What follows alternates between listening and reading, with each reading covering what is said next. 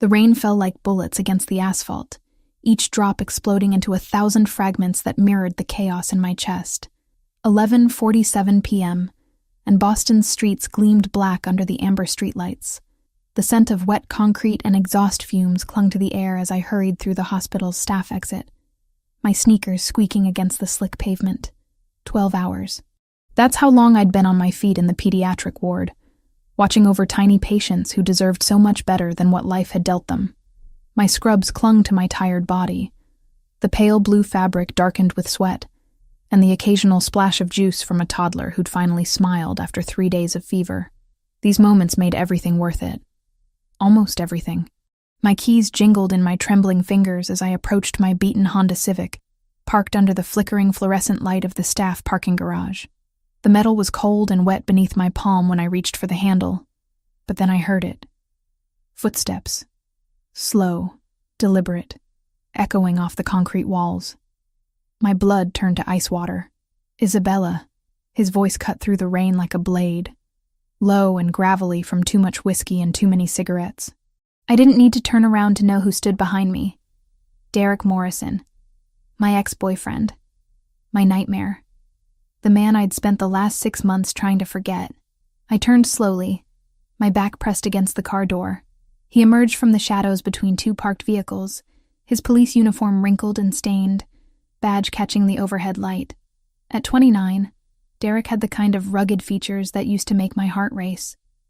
Now they just made my skin crawl. Dirty blonde hair hung across his forehead, and his brown eyes held that familiar glint of anger and something darker. Something hungry. "You've been avoiding my calls." His words slurred slightly, and the smell of alcohol hit me from 6 feet away. "We broke up, Derek. 6 months ago. Remember?"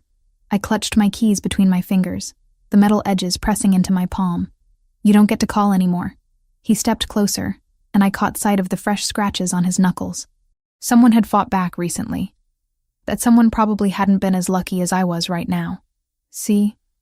That's where you're wrong, baby." The pet name dripped with possession and threat. "We're not done. We'll never be done." Rain plastered his hair to his skull as he moved closer, backing me against the car. I could see the moisture gathering on his uniform, hear the squish of his boots on the wet concrete. My heart hammered against my ribs so hard I was certain he could hear it. "I know you've been working extra shifts," he continued, his voice dropping to an intimate whisper that made my skin crawl. "Trying to pay for that old woman's medical bills. Your mama, right? Sweet Sophia in the memory care unit." My mother's name on his lips felt like a violation. "Stay away from her." "Or what?" He laughed, a sound devoid of any warmth. "You'll call the cops?" "I am the cops, sweetheart." The overhead light flickered again, casting his face in alternating moments of harsh illumination and shadow. In the brief darkness, he moved closer.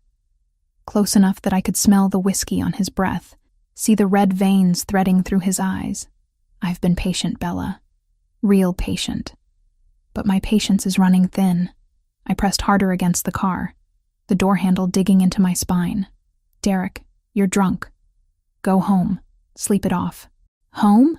He barked out a laugh that echoed off the concrete walls. "You think I have a home? You think any of us have homes anymore?" Something in his voice changed, became desperate, frantic. This wasn't just about us anymore. Something else was driving him, something that made him even more dangerous than before. "I owe people money, Bella. Bad people. The kind who don't care about badges or uniforms or anything except getting what they're owed." His hand reached out, fingers grazing my cheek. "But you could fix all that." I jerked away from his touch, adrenaline flooding my system. "I don't have any money. You know that. You don't need money." His smile was all teeth and predatory hunger. "You just need to come with me. Tonight." That's when I ran. I pushed past him with all the strength I had, my shoulder slamming into his chest. He stumbled backward, caught off guard by the sudden movement, giving me precious seconds to bolt toward the garage exit. My feet pounded against the wet pavement as I heard him cursing behind me, his heavier footsteps echoing as he gave chase. The rain hit me like a wall of ice as I burst from the parking garage onto the street. My scrubs provided no protection against the October chill, and within seconds I was soaked through, but I didn't stop running. Couldn't stop. Because I knew Derek, and I knew that if he caught me tonight, I might not see tomorrow. The old part of Boston stretched ahead of me, all narrow streets and shadowy alleyways. Historic buildings loomed on either side, their brick facades gleaming wetly in the streetlight. My lungs burned as I sprinted down Washington Street, past closed shops and empty sidewalks. The sound of Derek's pursuit had faded, but I didn't trust it. Didn't trust anything anymore. I ducked into an alley between two buildings, pressing my back against the cold brick wall, trying to catch my breath. Rain streamed down my face, mixing with tears I didn't remember shedding. My red hair hung in wet tangles around my shoulders, and I could taste copper in my mouth where I'd bitten my tongue. That's when I heard the voices. Male. Rough. Getting closer. She went this way. Check the alley. Boss ain't gonna be happy if we don't find her. My blood turned to slush. These weren't Derek's voices. These were new threats. Unknown dangers in a night that had already gone from bad to catastrophic. I crept deeper into the shadows, my sneakers silent on the wet pavement. Through the rain, I caught sight of movement at the mouth of the alley. Two men in dark clothing, their faces hidden in the shadows. One pointed in my direction, and I knew I had seconds before they spotted me. I bolted, back onto the main street, past a closed bookstore and a shuttered cafe, my feet slipping on the slick sidewalk. The sound of pursuit echoed behind me, but I didn't dare look back. Ahead, warm light spilled from the windows of an upscale Italian restaurant, its elegant facade a stark contrast to the chaos in my chest. And that's when I saw him, tall, imposing, a figure in an expensive charcoal suit emerging from the restaurant's entrance, his dark hair perfectly styled despite the rain. He moved with the kind of confidence that suggested he'd never run from anything in his life. I didn't think, couldn't think. Desperation made the choice for me. I grabbed his hand. His skin was warm against my freezing fingers, and I felt him tense at the unexpected contact. Up close, he was even more intimidating than I'd first thought. At least 6'3", with shoulders broad enough to block out the streetlight behind him. His eyes were the color of winter storms, pale blue-gray and sharp enough to cut glass. "Please," I whispered, my voice barely audible over the rain. "Help me." For a heartbeat, he said nothing. Just studied my face with those penetrating eyes, taking in my soaked scrubs, my terrified expression, the way I clung to his hand like a lifeline. Then Derek's voice cut through the night. "Bella, get back here." The stranger's gaze flicked past me to where Derek stood at the end of the block, rain-soaked and furious. Then his attention returned to me, and something shifted in his expression. Something dangerous and protective all at once. "Who hurt you?" His voice was low, controlled, with the faintest trace of an accent I couldn't place. Before I could answer, two men in dark suits materialized from the shadows behind him. They moved like ghosts, silent and deadly, flanking us without a sound. Derek took one look at them and stopped dead in his tracks. The stranger squeezed my hand once, gently, and I felt something pass between us. A promise, maybe, or a warning. "You're safe now," he said simply, and for the first time in months I almost believed it. The silence stretched between us like pulled wire as Derek retreated into the rain-soaked darkness. My hand remained locked in the stranger's grip, his warmth anchoring me to reality while my world tilted sideways. Water dripped from my hair onto the expensive fabric of his suit, but he didn't seem to notice or care. "Vincent," he said quietly, and one of the men in dark suits stepped forward. "Follow him." Quietly. "I want to know where he goes, who he calls, what he's planning." Vincent nodded once and melted back into the shadows, moving with a predator's grace. The remaining guard positioned himself near the restaurant's entrance, a silent sentinel against whatever other threats might emerge from Boston's underbelly. Only then did the stranger turn his full attention back to me. His eyes swept over my soaked scrubs, lingering on the fading bruise along my jawline that makeup hadn't quite concealed. Something dangerous flickered in those storm-gray depths. "You're shivering." It wasn't a question, but an observation delivered in that same controlled voice. I was. My entire body trembled, whether from cold or adrenaline or the sheer magnitude of what had just happened. I couldn't tell. The October rain had turned my scrubs into a second skin, clinging uncomfortably to curves I suddenly felt exposed displaying. "My car," he said, gesturing toward a sleek black sedan parked half a block away. Not an invitation. A statement. Every rational thought screamed at me to refuse, to thank him and walk away, to pretend this night had never happened. But Derek's words echoed in my mind. I owe people money, Bella. Bad people. And now this stranger had seen me, helped me, involved himself in whatever mess Derek had created. "I don't even know your name," I whispered. Something that might have been amusement touched his lips. "Lorenzo Benedetti." The name hit me like ice water. Even someone as removed from Boston's criminal underbelly as I was knew that surname. Benedetti. Old money. Old power. Old violence wrapped in expensive suits and legitimate businesses. I'd grabbed the hand of a man whose family name appeared in newspaper headlines and FBI investigations. "You recognize it?" Again, not a question. I nodded mutely, suddenly aware of how small I felt standing next to him. At 5'5", I had to crane my neck to meet his gaze. He towered over me, all controlled strength and dangerous elegance. "Good. That means you understand the protection I can offer." His thumb traced across my knuckles. A gesture so gentle it seemed at odds with everything I'd heard about men like him, and the price of refusing it. The threat was velvet-wrapped but unmistakable.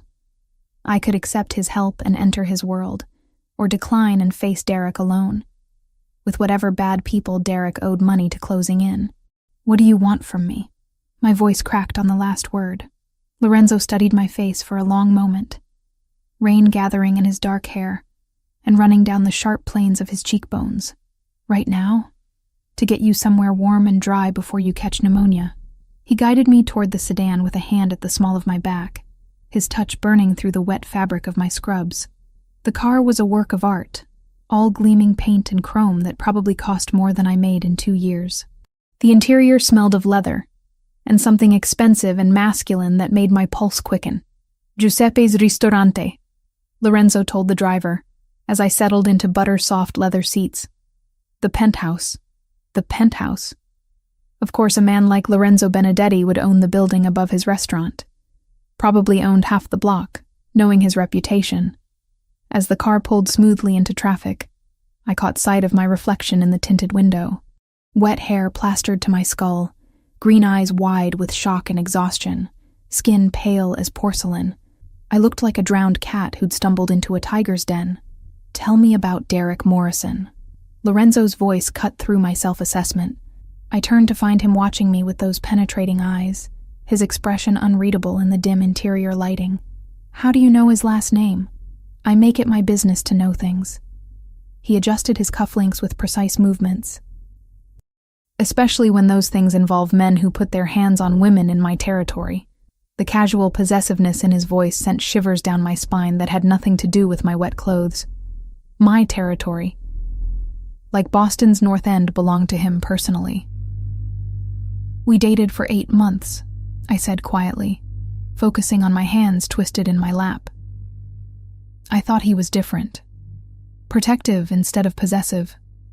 Strong instead of controlling. A bitter laugh escaped me. Amazing how wrong you can be about someone. When did it start? The violence. Heat flooded my cheeks. How did you... The way you flinch when someone moves too quickly. The way you positioned yourself against that car door tonight, protecting your ribs. His gaze flicked to the fading bruise on my jaw.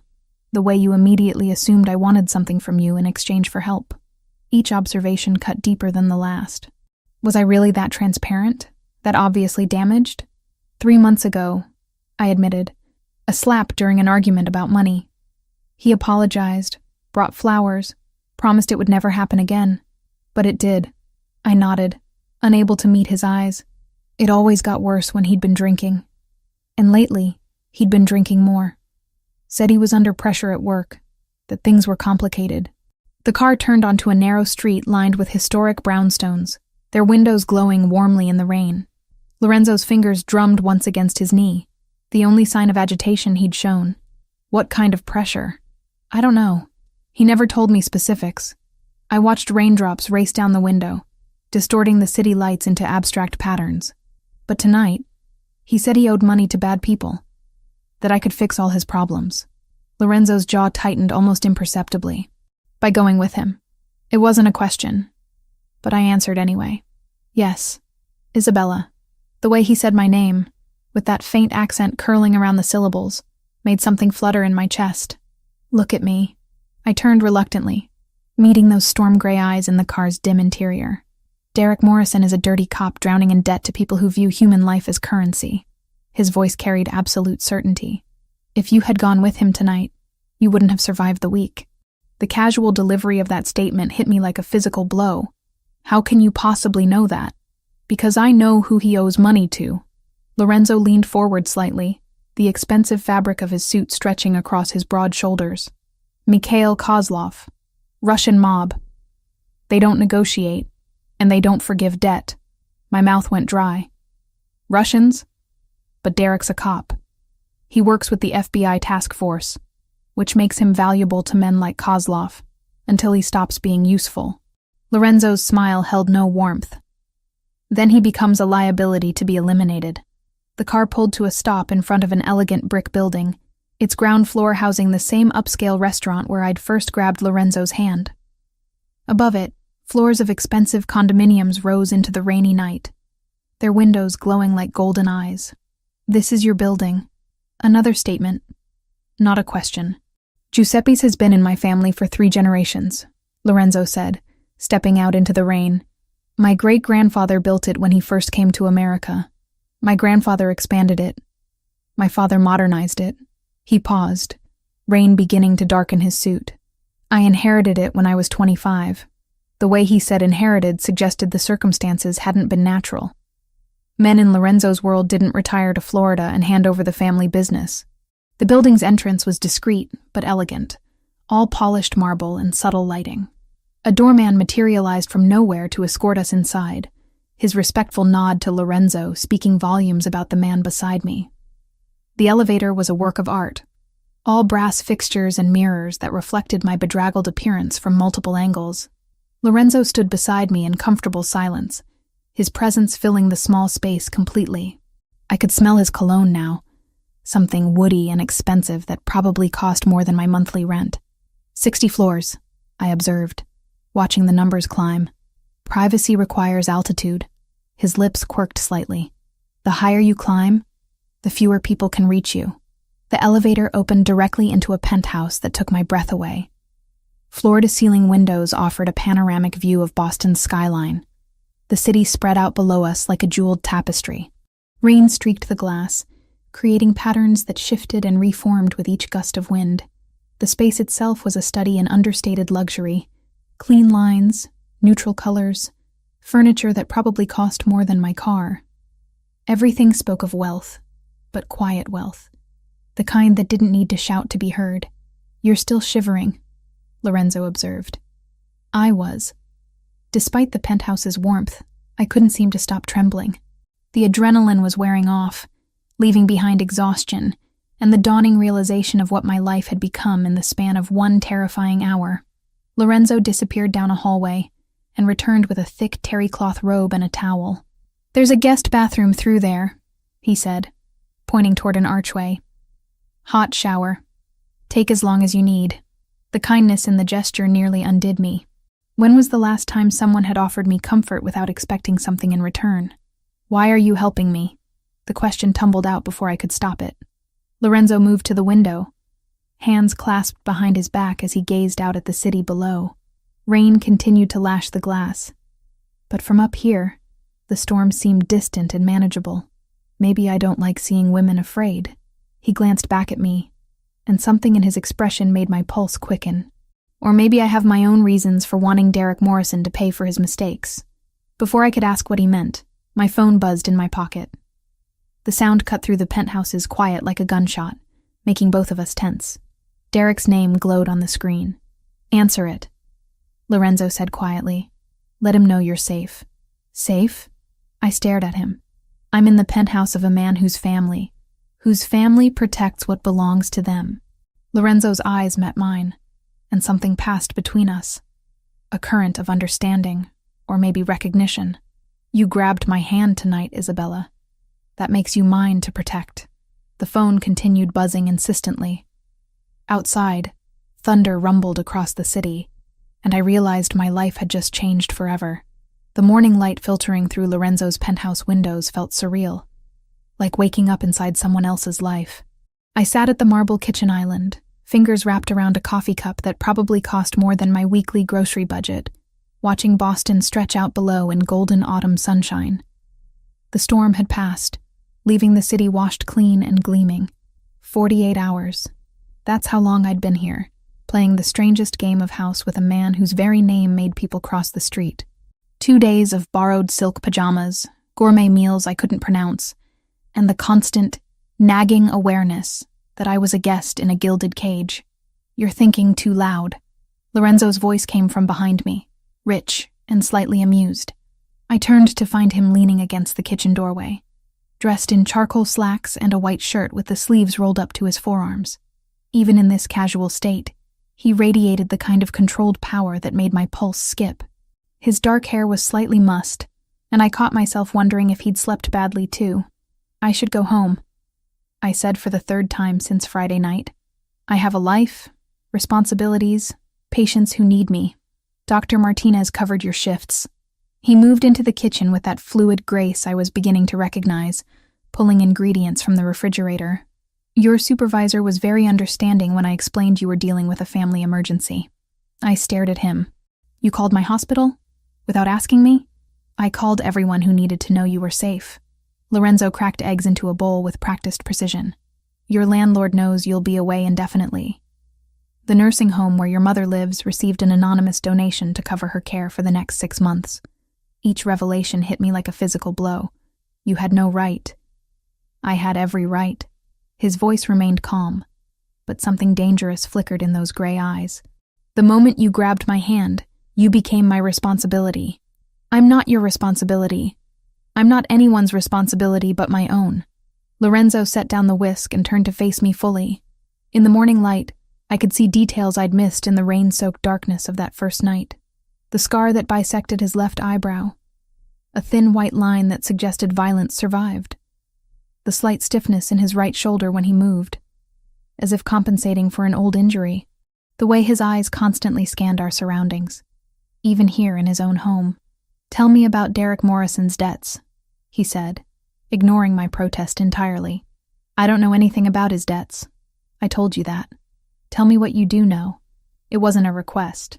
I sank back onto the bar stool, suddenly exhausted. Fighting Lorenzo felt like trying to move a mountain with my bare hands. He started acting strange about 4 months ago. Paranoid. Jumpy.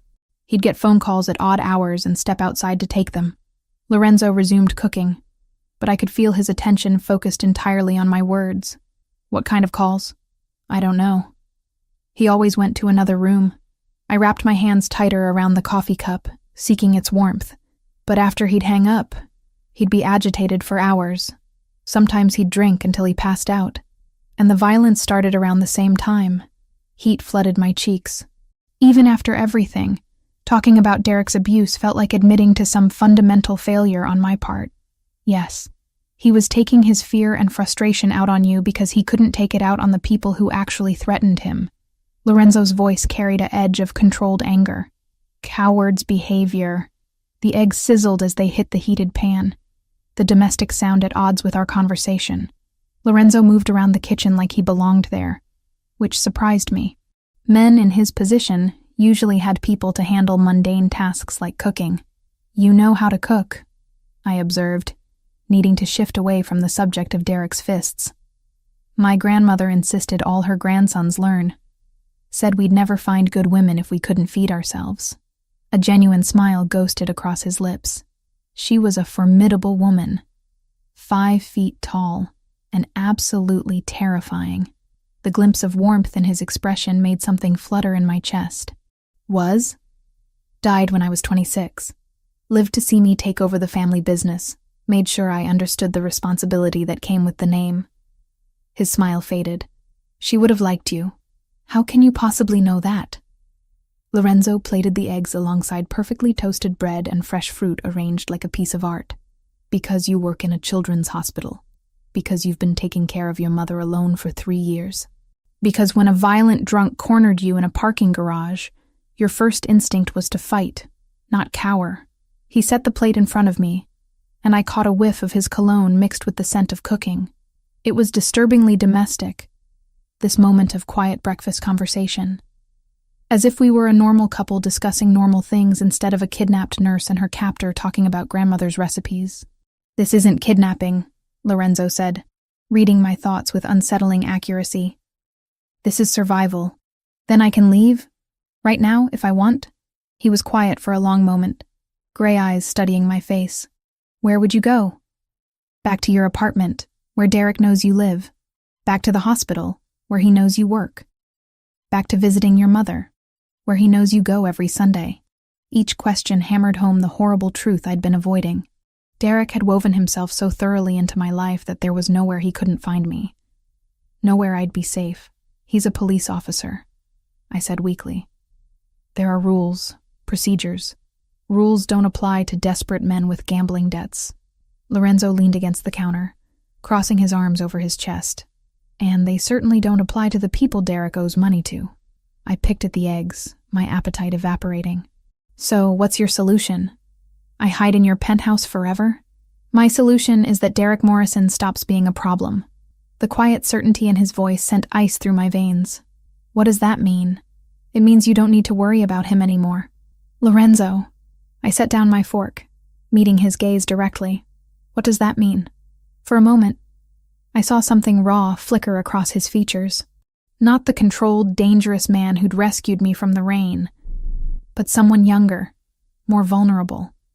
Someone who'd inherited terrible responsibilities at 25 and learned to carry them with elegant brutality. "It means I protect what's mine," he said quietly, "by any means necessary." Before I could respond, his phone buzzed against the marble countertop. Lorenzo glanced at the screen, and his entire demeanor shifted. The moment of vulnerability vanished, replaced by cold professionalism. "Vincent." He answered on the second ring, but I could hear both sides of the conversation in the kitchen's acoustics. "Boss, we got a problem. Morrison's been asking questions. Hit up 3 of his contacts in narcotics, trying to get information on you." Lorenzo's jaw tightened. "What kind of information?" "Security details. Where you live, where you go, who you see. He's also been flashing pictures of the girl around the North End." My blood turned to ice water. Derek was hunting me, using his badge and police connections to track me down. And now he was specifically targeting Lorenzo. "Any bites?" Lorenzo's voice remained steady, but I caught the subtle tension in his shoulders. "Nothing solid, but boss, word is he's not working alone anymore. Someone's backing him. Someone with resources. Kozlov. That's what I'm thinking. Morrison's not smart enough to plan this kind of operation solo." Lorenzo ended the call and set the phone down with deliberate care. When he looked at me, his eyes were completely devoid of warmth. "Pack whatever you need for a few days." His voice was all business now. "We're leaving the city." "Leaving." Panic fluttered in my chest. "Where are we going?" "Somewhere Derek Morrison and his Russian friends can't reach you." Lorenzo was already moving, pulling his phone back out to make another call. "Marco, prepare the house in Gloucester. Full security team. We'll be there by noon." "Wait." I stood up, my breakfast forgotten. "You can't just decide to relocate me without consulting me first." Lorenzo paused in his preparations, and when he turned back to me, I saw something that made my breath catch. Not anger exactly, but something deeper and more primal. Possession. "You asked me to help you," he said quietly. "This is what help looks like in my world, Isabella.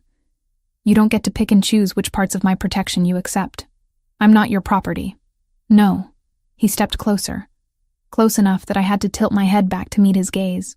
"You're something far more valuable than that." "What am I then?" For a heartbeat, he didn't answer. Then his hand came up to cup my cheek, thumb tracing the line of my jaw with surprising gentleness.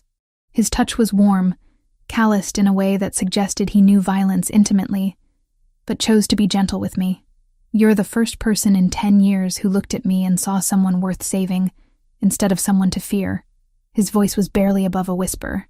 "That makes you irreplaceable." Before I could respond, he stepped back, the moment of vulnerability gone as quickly as it had come.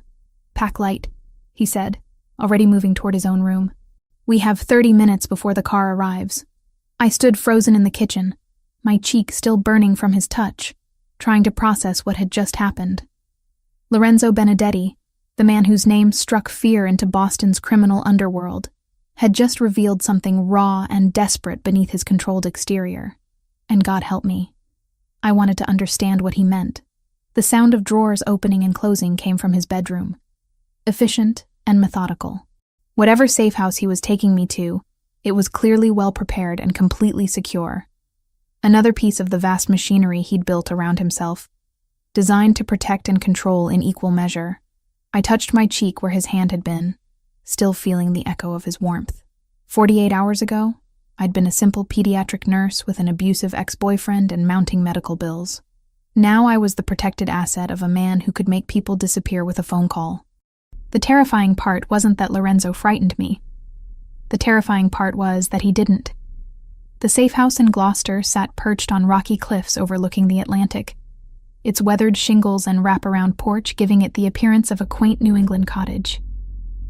But the illusion shattered the moment I noticed the discreet cameras, the reinforced windows, and the way Lorenzo's men positioned themselves at strategic points around the property. 3 days.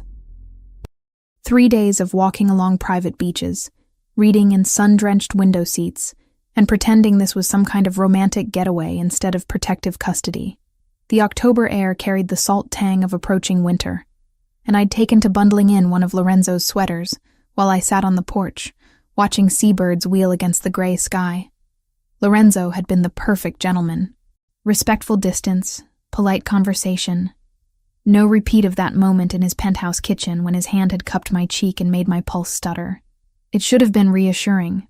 Instead, it left me restless and confused, hyper-aware of his presence in ways that had nothing to do with fear. "The sunrise here is extraordinary." His voice came from behind me, rich with that faint accent that made my skin prickle with awareness.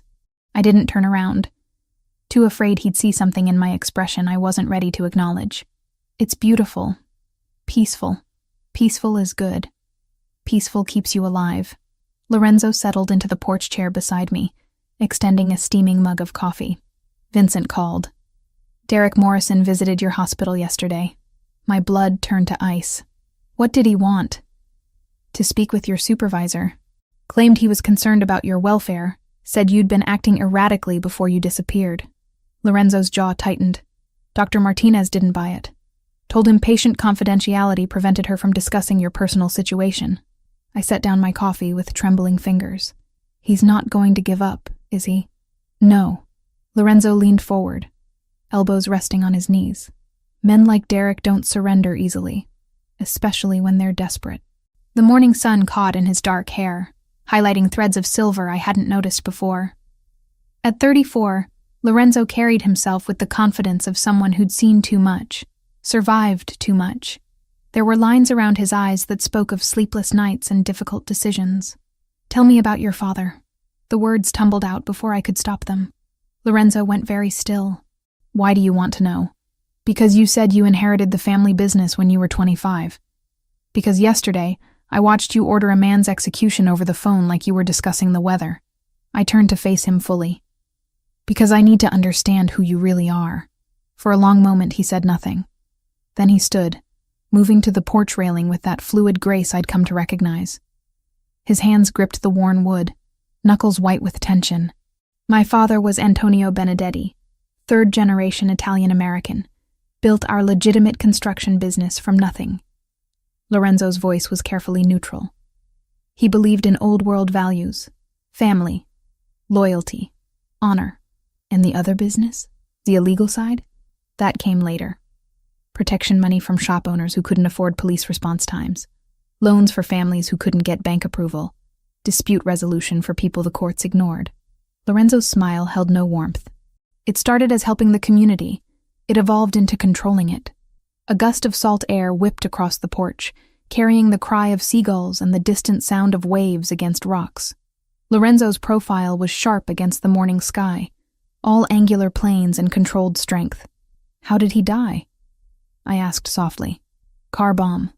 outside his favorite restaurant on a Tuesday night in October. Lorenzo's voice never wavered, but I saw his knuckles whiten further. The Kozlov organization wanted our territory. They thought eliminating the head would scatter the family, but it didn't. No. He turned back to me, and I saw something raw flicker in those gray eyes. It just made the survivors more dangerous. Before I could respond, his phone buzzed against the porch table. Lorenzo glanced at the screen, and his entire demeanor changed, shoulders tensing as he read the message. What is it? Vincent. Derek Morrison isn't working alone anymore. Lorenzo was already moving, pulling out his phone to make a call. They grabbed Sarah Chen from the pediatric ward at St. Mary's 20 minutes ago. My world tilted sideways. Sarah was a sweet, quiet nurse from the Philippines who worked the same shifts I did. We'd had coffee together dozens of times, shared stories about difficult patients and impossible supervisors. They took Sarah? My voice came out as a whisper. They think she's you. Lorenzo's phone was already ringing. Vincent, talk to me. I could hear Vincent's voice through the speaker, tight with tension. 2 men in a van, grabbed her outside the hospital pharmacy. Professional job. But boss, they fucked up. Chen's got distinctive tattoos on her arms. Nothing like Isabella's description. How long before they realize their mistake? Maybe an hour. Maybe less if they're smart enough to check her ID. Lorenzo's face had gone granite hard, all traces of the man who'd shared stories about his grandmother vanishing behind a mask of cold calculation. Kozlov's people? Has to be. Morrison doesn't have the resources for an operation this clean. My hands started shaking. They'll kill her when they realize she's not me. No. Lorenzo's voice cut through my rising panic. They won't. How can you possibly know that? He ended the call and turned to face me. And what I saw in his expression made my breath catch. Not just anger, but something primitive and protective that spoke to places in my chest I'd thought Derek had killed forever. Because I'm going to get her back. Lorenzo was already moving toward the house, his movements sharp and purposeful. Marco! One of his men appeared instantly, as if he'd been waiting for the summons. Boss? Contact every asset we have in Boston. I want locations on Kozlov's operation, full intelligence on his men, and a tactical assessment of where they're most likely holding the girl. You want me to call in favors from the families? Call in everything. Lorenzo's voice carried absolute authority. And get the car ready. We're heading back to the city. I stood up so quickly my chair scraped against the porch floor. We? You're not staying here while an innocent woman suffers because of the danger following you around. Lorenzo's eyes met mine, and I saw something that made my pulse stutter. Besides, you're going to help me get her back. I don't understand. You're a nurse. You understand medical procedures, hospital layouts, staff rotations. Lorenzo stepped closer. Close enough that I could smell his cologne mixed with salt air and something darker. And you know Sarah Chen personally. You can identify her positively. Make sure we're rescuing the right person. The logic was sound, but underneath it lay something else. A test, maybe. Or a declaration. Lorenzo was inviting me into his world completely, showing me what it meant to be under his protection. This is dangerous, I said. Though even as the words left my mouth, I knew I'd already made my decision. Everything worthwhile is dangerous. Lorenzo's hand came up to cup my cheek, thumb tracing the line of my jaw just like that morning in his kitchen. The question is whether you trust me to keep you safe while we save your friend. His touch sent heat spiraling through my chest, awakening responses I'd thought Derek had beaten out of me forever. Standing there on that windswept porch, with the Atlantic stretching endlessly before us and danger closing in from behind, I realized something that should have terrified me. I did trust him, completely and without reservation. What do you need me to do? I asked. Something shifted in Lorenzo's expression. Not surprise exactly, but satisfaction. As if I'd just passed some crucial test he'd been waiting for me to take. First, you're going to tell me everything you know about St. Mary's security protocols and shift changes. His hand dropped from my face, but the warmth of his touch lingered. Then you're going to help me plan Sarah Chen's rescue. And after that, Lorenzo's smile was sharp as a blade and twice as dangerous. After that, you're going to watch me teach Derek Morrison and his Russian friends what happens when they threaten what's mine. The possessiveness in his voice should have frightened me. Instead, it sent a thrill of anticipation down my spine. that had nothing to do with fear and everything to do with the growing certainty that Lorenzo Benedetti was about to go to war. And somehow, impossibly, I wanted to stand beside him when he did. "When do we leave?" I asked. 1 hour. Lorenzo was already heading toward the house, his movements sharp with purpose. "Pack light and dress dark. Where we're going, visibility gets people killed." I watched him disappear inside, then turned back to the ocean one last time. The peaceful morning had shattered completely, replaced by the metallic taste of approaching violence. Sarah was in danger because of me. Because I'd grabbed a stranger's hand in a moment of desperation and dragged an innocent woman into a war between dangerous men. But as I followed Lorenzo into the house, one thought echoed in my mind with startling clarity. For the first time in months, I wasn't running from the fight. I was running toward it. The manila folder on Lorenzo's desk contained my entire life reduced to photographs and printed reports. Bank statements showing my mother's medical bills, employment records from St. Mary's, even copies of text messages I'd sent to colleagues about picking up extra shifts. Everything was there, laid out with clinical precision that made my skin crawl. "How long have you been watching me?" I asked, my voice barely steady. Lorenzo stood behind his desk in the penthouse study, hands clasped behind his back as he gazed out at the Boston skyline. We'd returned from Gloucester 3 hours ago, Sarah's rescue mission planned down to the minute. But first, apparently, came this moment of truth. Vincent has been conducting background checks on everyone in your social circle since Friday night. His reflection in the window looked carved from stone. Standard security protocol when someone enters my protection. That's not what I asked. I flipped through pages of surveillance photos. Me leaving the hospital. Me visiting my mother. Me grocery shopping on a Tuesday afternoon, completely unaware I was being documented. These photos go back weeks, Lorenzo. Maybe months. He turned slowly, and the expression on his face confirmed what I'd already begun to suspect. 6 months. The admission hit me like a physical blow. 6 months? You've been stalking me for 6 months? I've been watching you. His voice remained maddeningly calm. There's a difference. Is there? I stood up so quickly the chair scraped against the hardwood floor. Because from where I'm sitting, it looks like you've been planning this entire thing from the beginning. Lorenzo moved around the desk with that predatory grace, stopping just close enough that I had to tilt my head back to meet his eyes.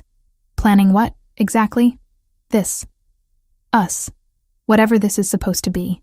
I gestured at the opulent study, the protected penthouse, the carefully constructed cage he'd built around me. Did you orchestrate Derek's debt too?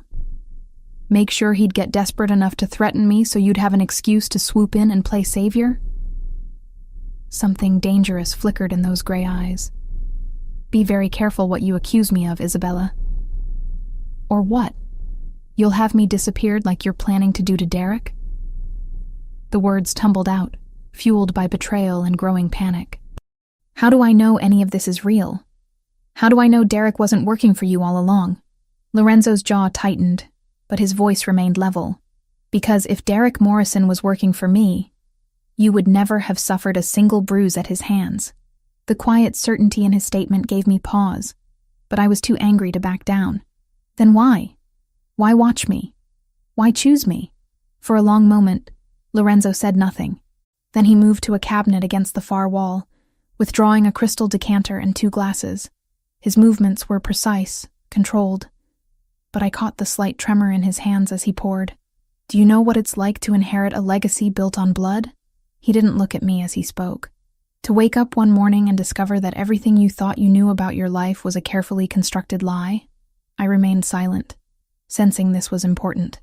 That whatever he was about to tell me would change everything between us. I was 25 when my father died. A business major from Harvard, completely insulated from the family's real operations. Lorenzo handed me a glass, his fingers brushing mine. I thought we were construction contractors who occasionally helped out struggling families in the neighborhood. The whiskey burned as it went down, but I welcomed the distraction. When did you learn the truth? At his funeral, when Mikhail Kozlov approached me to offer his condolences and explain exactly what kind of business relationship he'd had with Antonio Benedetti. Lorenzo's laugh held no humor. Apparently my father had been quietly expanding into territories the Russians considered theirs. So Kozlov killed him.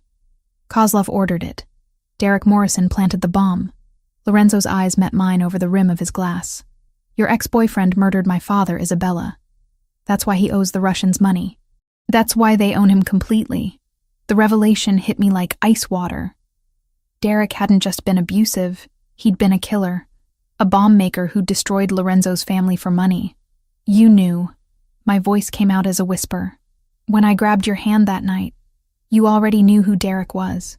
I knew Derek Morrison was a dirty cop in debt to Russian criminals. I knew he'd killed my father. Lorenzo set down his glass and stepped closer. What I didn't know was that he'd been using his badge to terrorize an innocent woman for months. But you'd been watching me, following me. I backed away until my shoulders hit the window. Why? Because Derek Morrison mentioned you. During one of his increasingly desperate calls to his Russian handlers. Lorenzo's voice dropped lower, more intimate. He told them about his ex-girlfriend, the pretty nurse who worked at St. Mary's, how she'd be perfect collateral if they needed leverage. My blood turned to ice. He was planning to sell me. He was planning to offer you as payment for his debt, interest on what he owed for my father's murder. Lorenzo reached out, his fingers ghosting along my jawline. I started watching you to understand what kind of weapon Derek thought he had. What I found was something entirely different. What did you find? A woman who worked double shifts to pay for her mother's care, who volunteered at the children's hospital on her days off, who smiled at homeless people and bought coffee for strangers and treated every patient like they were family. His thumb traced across my cheekbone. A woman who deserved protection, not exploitation. The gentleness in his touch made my chest ache. So, you decided to protect me. I decided to understand you, to learn your patterns, your routines, the things that made you feel safe. Lorenzo's other hand came up to frame my face completely. I told myself it was reconnaissance, intelligence gathering, but it wasn't. No, his voice was barely above a whisper. It was obsession. The admission hung between us like a live wire, dangerous and electric. Lorenzo's hands on my face were warm, steady, nothing like Derek's violent possessiveness. This was different. Darker, maybe, but infinitely more careful. You could have approached me differently, I said. Told me about Derek's debt, warned me about the danger, and you would have gone to the police, filed reports, trusted the system to protect you. Lorenzo's smile was sharp as a blade. Derek Morrison is the system, Isabella. He would have buried your complaints and escalated his timeline. So instead you waited for him to corner me in a parking garage. I waited for you to need me. His hands dropped from my face, and immediately I missed their warmth. I waited for circumstances to align so that when I offered you protection, you'd be desperate enough to accept it. The manipulation was breathtaking in its scope and execution. Lorenzo hadn't saved me from Derek's violence. He'd simply positioned himself to be available when that violence finally escalated beyond my ability to handle it alone. I should be furious, I said quietly. You should be. You should demand I take you somewhere safe and leave you alone forever. Lorenzo moved back to his desk, putting distance between us. You should run as far and as fast as you can from what I represent. But I'm not going to. No? He looked up, and I saw something vulnerable flicker in those gray eyes. No. I crossed to where he stood, closing the distance he'd created.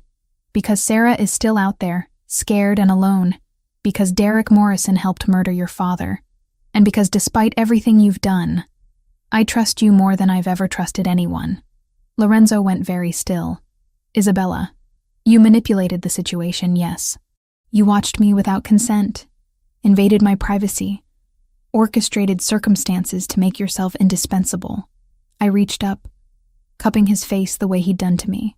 But you also paid my mother's medical bills anonymously. You made sure I was safe at work. You never let Derek hurt me worse than he already had. That doesn't excuse what I've done. No, it doesn't. I stepped closer, until there was no space left between us. But it explains why you did it. And right now, understanding you matters more to me than forgiving you. For a heartbeat. Neither of us moved. Then Lorenzo's control shattered completely. He kissed me with a hunger that spoke of months of careful distance, of watching from shadows, and wanting what he couldn't have. His hands tangled in my hair, holding me steady as he claimed my mouth with devastating thoroughness. I kissed him back with equal intensity, pouring weeks of confusion and attraction and desperate need into the contact. When we finally broke apart, both breathing hard, Lorenzo rested his forehead against mine. "This changes everything," he said quietly. "I know.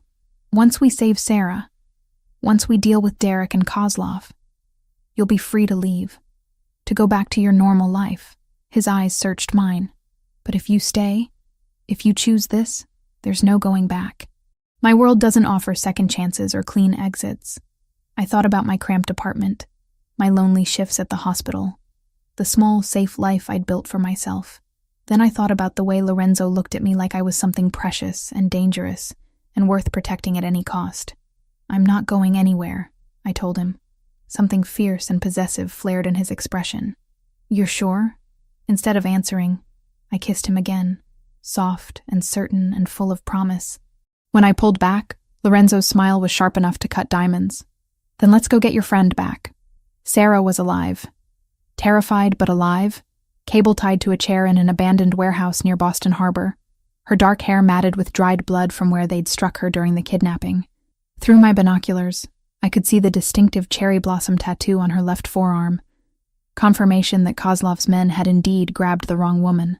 12 men that we can count," Vincent murmured into his comm device. 2 on the roof, 4 patrolling the perimeter, 6 inside with the hostage.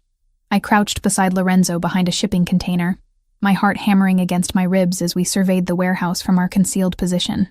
The salt air carried the tang of low tide and diesel fuel, mixing with the metallic taste of approaching violence that seemed to coat everything in Lorenzo's world. "Where's Derek?" Lorenzo's voice was barely above a whisper, but it carried deadly intent.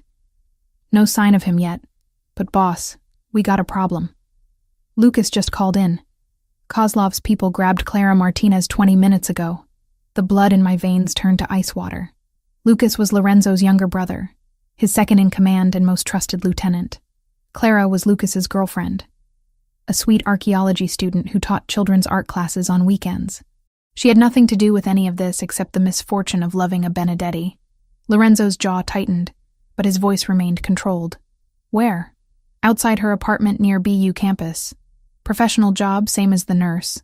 3 men, black SUV, gone in under 30 seconds. Vincent's voice crackled through the earpiece. Lucas is compromised." Lorenzo finished the thought with cold precision.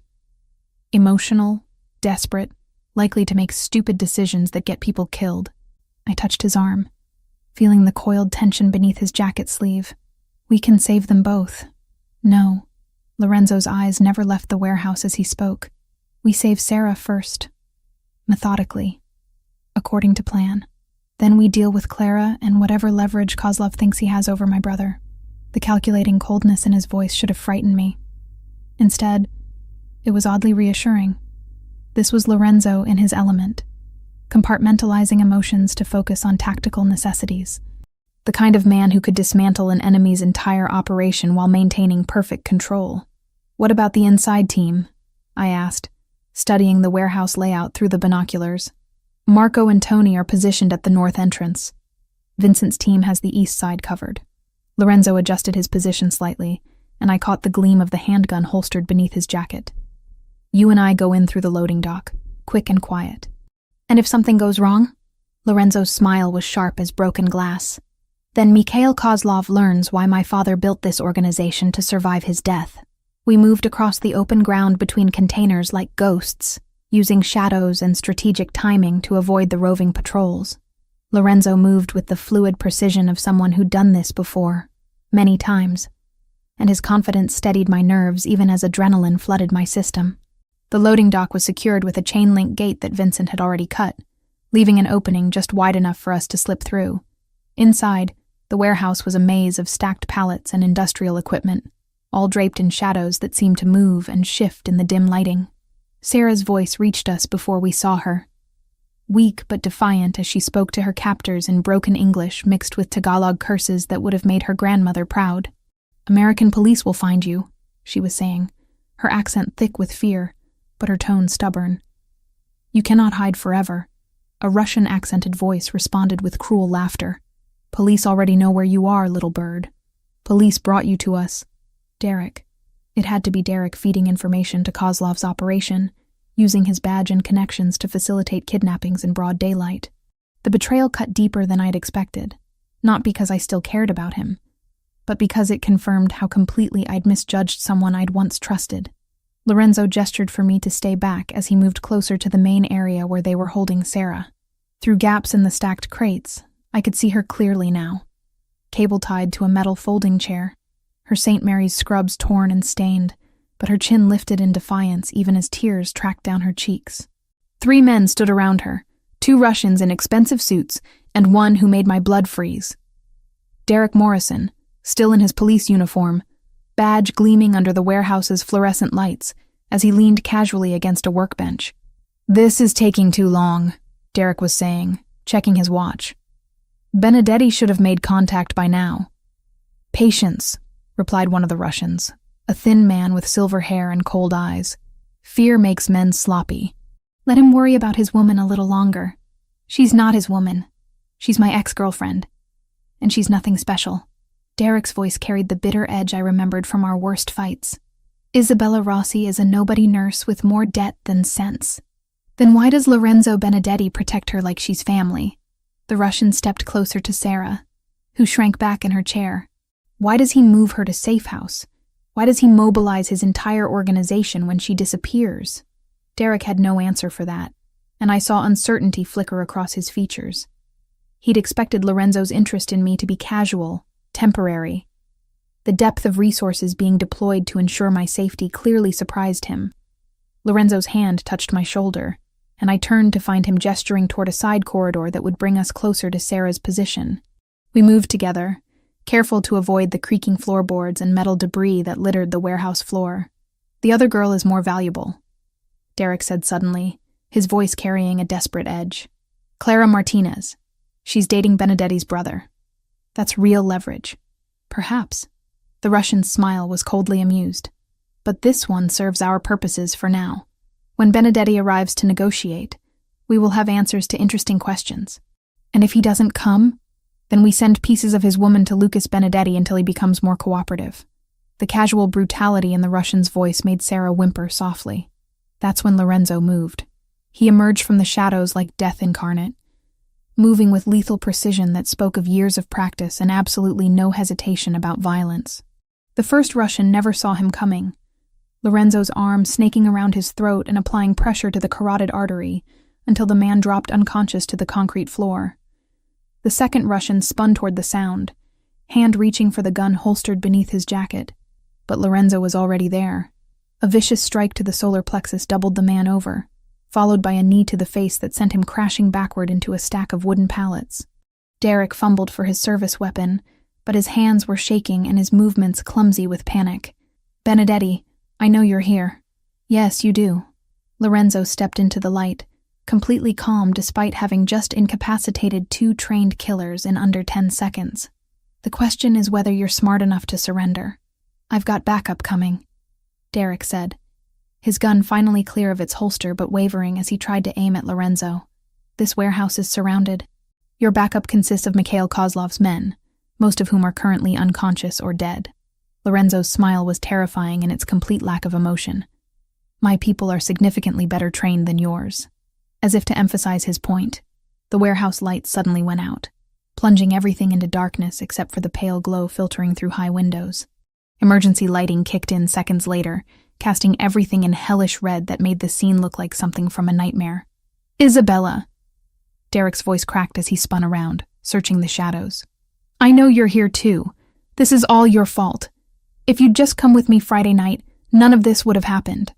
I stepped into the light before Lorenzo could stop me, facing the man who'd terrorized me for months. In the red emergency lighting, Derek looked older, more desperate, hollow-eyed with the kind of desperation that made men dangerous. "You're right," I said quietly. "If I'd gone with you Friday night, I'd be dead by now. Just like you're going to be." Derek's gun swung toward me, but Lorenzo was faster. The shot that rang out echoed through the warehouse like thunder, but it wasn't Derek who fired. Lorenzo's bullet took Derek's center mass, spinning him around and sending his weapon clattering across the concrete. He dropped to his knees, hands pressed against the spreading red stain on his uniform shirt, looking up at me with something that might have been surprise. "You chose him," Derek whispered, blood frothing at the corners of his mouth. "Over me? Over everything we had." "We never had anything," I told him, surprised by how steady my voice sounded. "You had control, and I had fear." "That's not love, Derek. That's just violence wrapped in pretty words." Derek Morrison died still looking confused about the distinction. I should have felt something, watching the man who dominated my nightmares for months bleed out on a warehouse floor. Relief, maybe, or satisfaction, or even grief for what we might have been under different circumstances. Instead, I felt nothing at all except a strange sense of completion, like closing a book I'd never wanted to read in the first place. Lorenzo was already moving toward Sarah, producing a tactical knife to cut through her restraints. She collapsed forward the moment she was free, sobbing with relief and terror as I rushed to check her for serious injuries. "Sarah, it's okay. It's Isabella. You're safe now." I ran my hands over her arms and head, checking for fractures or signs of concussion. "Can you tell me where it hurts?" "Everywhere," she whispered, clinging to my hands like a lifeline. "They said they were going to kill me. Said they were going to cut off pieces and send them to someone named Benedetti. That's not going to happen." Lorenzo appeared beside us, his voice gentle in a way that seemed at odds with the violence he'd just unleashed. "You're under my protection now, Miss Chen. No one will hurt you again." Sarah looked between us, intelligence flickering in her dark eyes despite the trauma.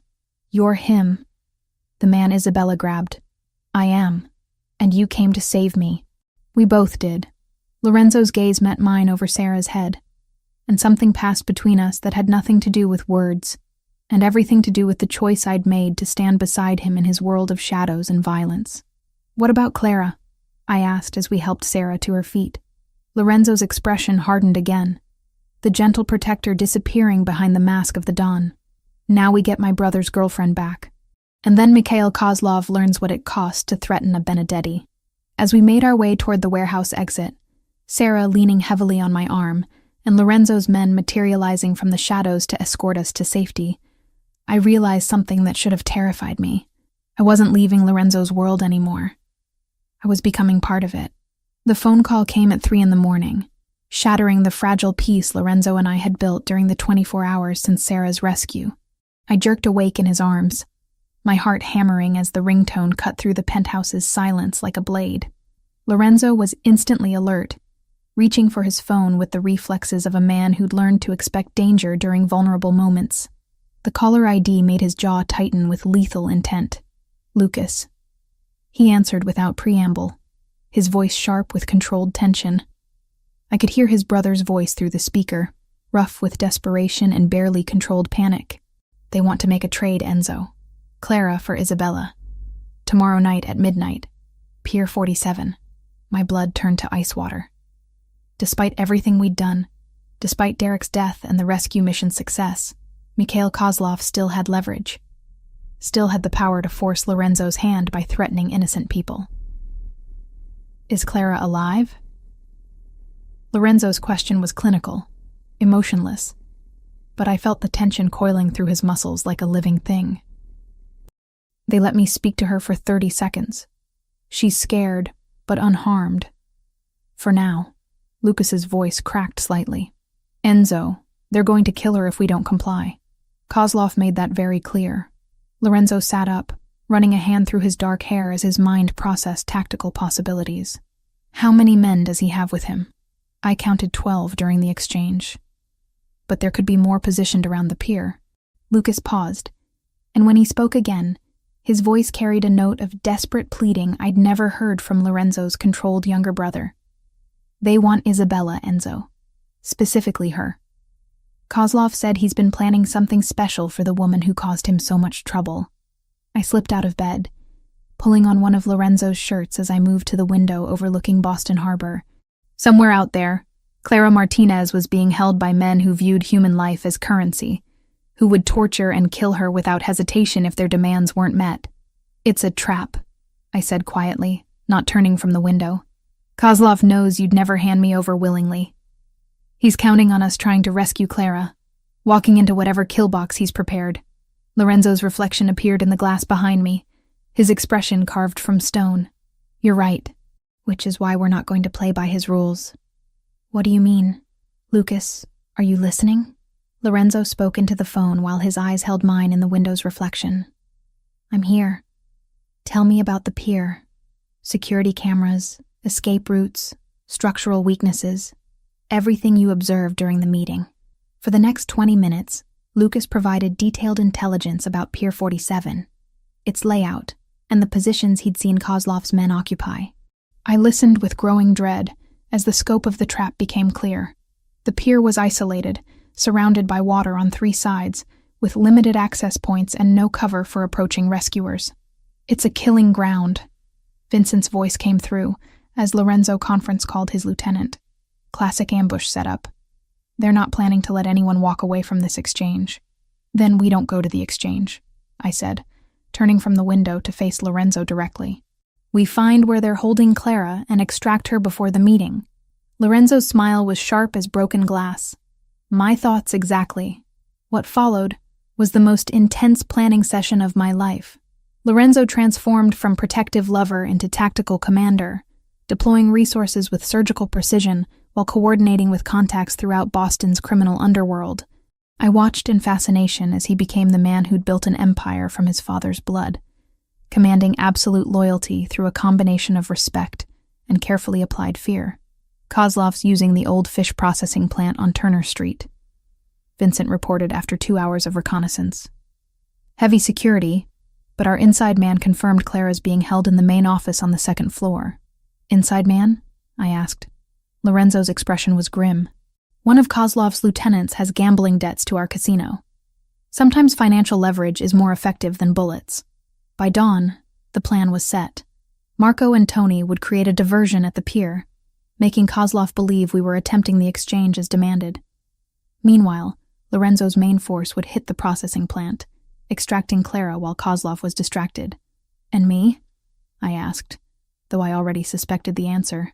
You stay here. Safe. Protected. Lorenzo cupped my face in his hands, thumbs tracing my cheekbones with infinite gentleness. This isn't negotiable, Isabella. Like hell it isn't. I pulled back, meeting his gaze with stubborn determination. Clara is in danger because of me. Because Kozlov wants to hurt you through me. I'm not hiding in this penthouse, while other people risk their lives to clean up my mess. This isn't your mess. This is the price of being mine. Lorenzo's voice carried absolute finality. And I won't risk losing you to settle old debts. We argued for another hour, but Lorenzo was immovable on this point. I would remain in the penthouse under heavy guard while he dismantled Kozlov's operation piece by piece. It was logical, tactical, and completely unacceptable to every fiber of my being, which is why, 3 hours later, I found myself crouched behind shipping containers at the processing plant, watching Lorenzo's team take their positions around the building. I'd slipped past his guards using knowledge gained during my years as a nurse, exploiting shift changes and blind spots with the same precision I used to navigate busy hospital corridors. Vincent's voice crackled through the stolen earpiece I'd lifted from Lorenzo's desk. Teams in position. Boss, we're ready for your signal. Clara's location confirmed? Lorenzo's voice was tight with controlled tension. 2nd floor office, northeast corner. 2 guards at the door, unknown number inside. I could see Lorenzo from my position, a dark figure against the pre-dawn sky as he prepared to lead the assault on the building where Clara was being held. Even from a distance, his movements spoke of coiled violence and absolute determination. That's when everything went wrong. The explosion came from the direction of Pier 47, a massive fireball that lit up the Boston Harbor skyline and sent shockwaves rippling across the water. Lorenzo's diversion team had walked into something far worse than an ambush. Marco's team is down. Vincent's voice carried panic for the first time since I'd known him. Boss, it was a setup. Kozlov had explosives rigged throughout the pier structure. Lorenzo's response was a string of Italian profanity that needed no translation. Kozlov had outmaneuvered us, using our own tactical assumptions against us while preparing a trap within a trap. New plan. Lorenzo's voice cut through the chaos with deadly calm. We hit this building now, hard and fast, before Kozlov realizes his diversion failed. Clara comes out alive, whatever it takes. The assault began with surgical precision. Lorenzo's men moved like ghosts through the processing plant, neutralizing guards with silenced weapons and tactical efficiency. I watched from my hiding spot as they systematically cleared each floor, working their way toward Clara's location with methodical violence. Then I saw him. Mikhail Kozlov himself, emerging from a black sedan that had just arrived at the plant's rear entrance. Silver-haired, elegantly dressed, moving with the confidence of a man who believed he controlled every variable in the equation. He wasn't alone. 6 heavily armed men flanked him as he entered the building, and I realized with growing horror that Kozlov hadn't been fooled by the diversion at all. He'd expected Lorenzo to attempt a rescue operation and had positioned himself to personally oversee Clara's execution when it began. I keyed the stolen radio. Lorenzo, Kozlov just arrived at the rear entrance with reinforcements. He's heading for the 2nd floor. Silence stretched across the comm channel before Lorenzo's voice came back, deadly quiet. Isabella, what the hell are you doing here? Being useful. Clara's in immediate danger. Kozlov isn't here for a prisoner exchange. He's here for a public execution. He wants you to watch her die. Another pause. Then Lorenzo's voice again, this time carrying resignation mixed with fury. Vincent? Isabella's position? North side, behind the blue containers. Boss, she's got good cover, but she's completely exposed if this goes sideways. I could practically hear Lorenzo's teeth grinding as he processed this new complication. Then, with the adaptability that had made him Boston's most feared crime lord, he shifted tactics entirely. Isabella, can you see the 2nd floor windows from your position? Yes. Northeast corner, 2 guards visible. In approximately 3 minutes, those guards are going to be very distracted by explosions and gunfire. If Clara appears at that window, if she's in immediate danger, I need you to guide her to safety. My mouth went dry. Guide her how? There's a fire escape on the building's north wall. If she can reach it, if she can climb down, you'll be her only chance of getting out alive. Before I could respond, the war began in earnest. Lorenzo's team hit the processing plant like a hurricane, breaching multiple entry points simultaneously while laying down suppressing fire that turned the pre-dawn quiet into a cacophony of violence. Muzzle flashes lit up the building's windows like deadly fireworks, and the sound of automatic weapons echoed across the harbor. I pressed myself deeper into cover as stray bullets sparked off metal containers around me, my heart hammering with terror and adrenaline. This wasn't like the warehouse rescue, surgical and controlled. This was urban warfare, chaotic and deadly, with Clara's life hanging in the balance. Movement at the 2nd floor window caught my attention. Clara's face appeared briefly, pressed against the glass, her mouth open in a scream I couldn't hear over the gunfire. Behind her, I caught a glimpse of Mikhail Kozlov, his silver hair gleaming as he grabbed her by the throat. Lorenzo! I keyed the radio desperately. Kozlov has Clara at the window. He's going to... The window exploded outward in a shower of glass and splintered wood. For one horrible moment, I thought Kozlov had thrown Clara to her death. Then I realized what I was seeing. Clara Martinez, 23-year-old archaeology student and children's art teacher, had grabbed a desk lamp and used it to smash through the window herself. She perched on the narrow ledge, bleeding from multiple cuts, looking down at the 30-foot drop to the alley below. Kozlov appeared behind her, gun in hand, his face twisted with rage, as he realized his hostage was attempting to escape. That's when I made the decision that would define the rest of my life. I stood up from behind the containers, making myself visible to both Clara and Kozlov, and shouted at the top of my lungs, "Clara! The fire escape! North side!" Kozlov's gun swung toward me, muzzle flash strobing in the pre-dawn darkness as bullets sparked off metal and concrete around my position. But Clara heard me, saw me, understood what I was telling her. She jumped. Not down to the alley, but sideways, toward the building's north wall where the fire escape ladder waited. Her fingers caught the metal rungs, and she hung there for a terrifying moment before beginning her descent. Kozlov's attention followed her movement, his gun tracking toward Clara's vulnerable form on the fire escape. I could see him taking aim, preparing to end Lucas's girlfriend with cold precision. That's when Lorenzo appeared behind Kozlov like an avenging angel, moving through the shattered window with lethal grace. His knife found Kozlov's throat before the Russian could fire, opening his carotid artery in a spray of arterial blood that painted the window frame crimson. Mikhail Kozlov, the man who'd ordered Antonio Benedetti's death and terrorized Boston's underworld for decades, died gurgling his own blood while staring down at the woman who'd escaped his carefully planned revenge. Clara reached the ground, just as Lorenzo's men finished securing the building.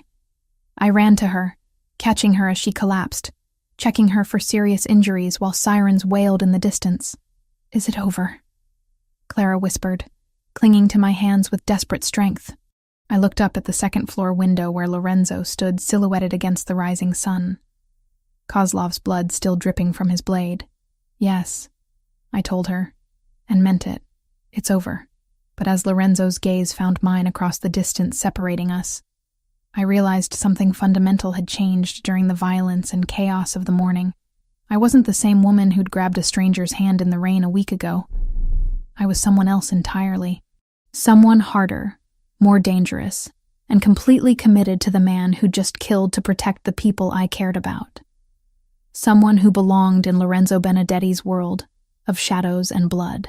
6 months later, the morning sun streamed through the floor-to-ceiling windows of our private office on the 15th floor of Benedetti Construction's headquarters, casting golden patterns across architectural plans and medical supply invoices that covered Lorenzo's mahogany desk. Outside, Boston stretched in all directions, a city that no longer felt foreign or dangerous, but like something I helped protect. I initialed the final purchase order for the new pediatric wing at St. Mary's, officially completing the largest charitable donation in the hospital's history. The Isabella Benedetti Foundation had funded everything from new surgical equipment to a state-of-the-art children's cancer research facility, all while maintaining complete anonymity about its benefactor's true identity. "The board meeting went well?" Lorenzo asked, looking up from construction contracts as I set aside the medical files. "Dr. Martinez sends her regards. And her gratitude." I moved around the desk to where he sat, unconsciously settling onto his lap in a gesture that had become natural over the months. "The new wing will serve 3 times as many children as the old facility." Lorenzo's arms encircled my waist, pulling me closer against his chest. At 34, he carried himself with the same controlled danger that had first captured my attention. But now I saw the gentleness beneath the careful mask. The way his touch always lingered on my wedding ring, the platinum band he'd slipped onto my finger in a private ceremony 3 months ago. "Any regrets?" he asked, the question he'd posed countless times since I'd chosen to leave my nursing career and join his world completely. "About the hospital work?" "Sometimes." I traced the thin scar that bisected his left eyebrow, a memento from the night Kozlov died. "About you?" "Never." The Isabella Benedetti, who'd grabbed a stranger's hand in the rain, would barely recognize the woman I'd become. Gone were the financial struggles, the sleepless nights worrying about my mother's care, the constant fear that had defined my existence with Derek. In their place was a different kind of tension, sharper and more purposeful, the knowledge that I now stood at the center of an empire built on calculated violence and absolute loyalty. "Vincent's report came in this morning," Lorenzo said, his fingers combing through my hair with practiced affection. "The Torino family has accepted our terms for the harbor contracts." I nodded, understanding the implications. 6 months of careful negotiation had secured Benedetti Construction's dominance over Boston's waterfront development, generating millions in legitimate revenue while providing cover for less legal enterprises. It was the kind of strategic victory that would have been impossible without the intelligence network we'd built together. "And the other matter?" I asked. Lorenzo's expression darkened slightly. Commissioner Walsh confirmed it. "Derek Morrison's death has been officially ruled a gang killing. Case closed. The investigation into Kozlov's organization died with him." Relief flooded through me, though I maintained the composed exterior I'd learned was essential in Lorenzo's world. Derek's death had been necessary, justified, and completely illegal. Having it disappear into bureaucratic limbo removed the last shadow hanging over our new life. My phone buzzed with a text from Clara. now Lucas's fiancée and my closest friend in this rarefied world of organized crime wives and girlfriends. The message showed a photo from their engagement party planning. Her radiant smile a stark contrast to the terrified woman I'd helped rescue from that fire escape. "Clara wants to know if we're free for dinner Sunday," I told Lorenzo. "Lucas is cooking. Lucas can barely make coffee without supervision. Clara's been teaching him. Apparently he's developed a passion for Italian cuisine." I laughed, imagining Lorenzo's younger brother struggling with pasta and sauce while his archaeology student girlfriend provided patient instruction. She says it's adorable watching him try to impress her grandmother. Lorenzo's smile was genuine, the expression transforming his features from dangerous to devastatingly handsome. "Tell them yes. It will be good for Lucas to show off his domestic skills." The intercom on his desk buzzed softly. "Mr. Benedetti, your 2:00 appointment is here. Send them in." The office door opened to admit Vincent and Marco, both men nodding respectfully as they entered. 6 months had transformed my relationship with Lorenzo's inner circle from wary acceptance to genuine trust, built through shared danger and demonstrated loyalty. "The Amalfi property is ready for your inspection," Vincent reported, setting a folder on the desk. "Full security installation, private airstrip, complete communications array. Your honeymoon location, as requested." I glanced at Lorenzo in surprise. We'd discussed taking a delayed honeymoon once the territorial disputes were settled, but he'd been characteristically secretive about the details. "Italy?" I asked. "The Amalfi Coast, my great-grandmother's village." Lorenzo's fingers intertwined with mine, and I caught the gleam of his own wedding band, white gold that matched my own. "I thought it was time you met the rest of the family." The rest of the family. The phrase carried weight in Lorenzo's world, implications that went far beyond simple relatives. Meeting the Italian Benedettis meant formal recognition, acceptance into a dynasty that stretched back generations. "How long?" I asked. 2 weeks, maybe 3, depending on how negotiations go with the old families. Lorenzo's smile turned predatory. "It seems our success in Boston has attracted attention from Palermo." Vincent cleared his throat diplomatically. "There's also the matter of the Chicago representatives. They've requested a meeting about territorial boundaries in the Midwest." I listened as Lorenzo and his men discussed expansion possibilities, territorial agreements, and revenue projections with the same casual precision I'd once used to discuss patient care rotations. The language was different, the stakes infinitely higher, but the underlying structure felt familiar. Problems to solve, people to protect, systems to optimize. "What about St. Mary's?" I asked when they finished. "I have 3 foundation meetings scheduled next week. Sarah can handle the day-to-day operations," Lorenzo replied. "She's proven remarkably capable at managing charitable distributions." Sarah Chen had surprised everyone by requesting a position with the foundation, rather than returning to nursing after her rescue. The trauma of her kidnapping had left her unable to handle the stress of hospital work, but she'd discovered a talent for organizing relief efforts and coordinating medical supply donations. "And my mother? The care facility in Amalfi has been thoroughly vetted. Your mother will receive the same level of care she gets here, with the added benefit of Mediterranean climate and specialized dementia treatment." Lorenzo cupped my face gently. "She'll be safe, Isabella. They all will." After Vincent and Marco left with their instructions, I remained in Lorenzo's lap, processing the magnitude of what he'd planned. A honeymoon that was also a diplomatic mission, introducing me to the most powerful crime families in Europe while establishing our position in the international hierarchy. "Are you nervous?" Lorenzo asked, reading my thoughts with unsettling accuracy. "Should I be? The old families can be traditional in their expectations of women." His thumb traced across my cheekbone. "But you've proven yourself in ways they'll respect. You've shed blood to protect family. You've built legitimate enterprises that benefit the organization. You've earned your place beside me through action, not just marriage." The weight of his words settled over me like a mantle. 6 months ago, I'd been a pediatric nurse struggling to pay bills and avoid an abusive ex-boyfriend.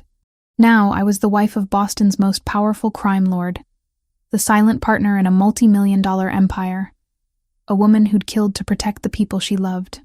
"Do you ever miss it?" I asked. "The simplicity of your life before I grabbed your hand that night?" Lorenzo was quiet for a long moment. his hand stroking through my hair as he considered the question. "I miss the illusion of simplicity," he said finally. "The belief that I could keep the violence compartmentalized, separate from everything else. But you didn't complicate my life, Isabella. You completed it. Even though I've made you vulnerable, given your enemies something they can use against you, you've made me stronger."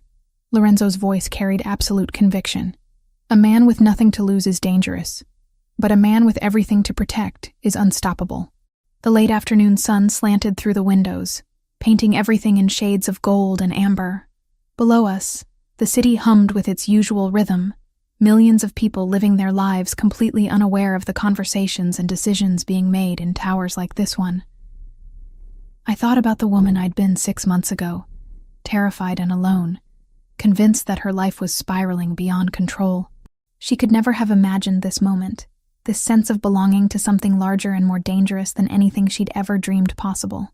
"I love you," I said, the words still carrying the weight of surprise even after months of marriage. "And I love you." Lorenzo's response was immediate, certain, backed by actions that had proven its truth in blood and sacrifice. More than power, more than the organization, more than life itself. He kissed me then, soft and deep and full of promise, tasting of coffee and determination and the kind of dangerous devotion that built empires and toppled kingdoms. When we broke apart, both breathing harder than before, Lorenzo rested his forehead against mine in the gesture that had become our private language of intimacy. "Ready to meet the family?" he asked. I thought about terrified nurses and archaeology students, about mothers with dementia and loyal lieutenants who'd become brothers, about the vast network of people who depended on the choices Lorenzo and I made together. "I'm ready," I said, and meant it completely. Outside the windows, Boston glittered in the setting sun, a city that belonged to us now, held in careful hands that had learned to balance mercy with necessary violence. The woman who'd once run through rain-soaked streets in terror now stood at the center of an empire, protected and cherished, and absolutely lethal when threatened. Isabella Benedetti, Queen of Shadows, Architect of Charity, Keeper of Dangerous Love. I'd never been more myself in my entire life.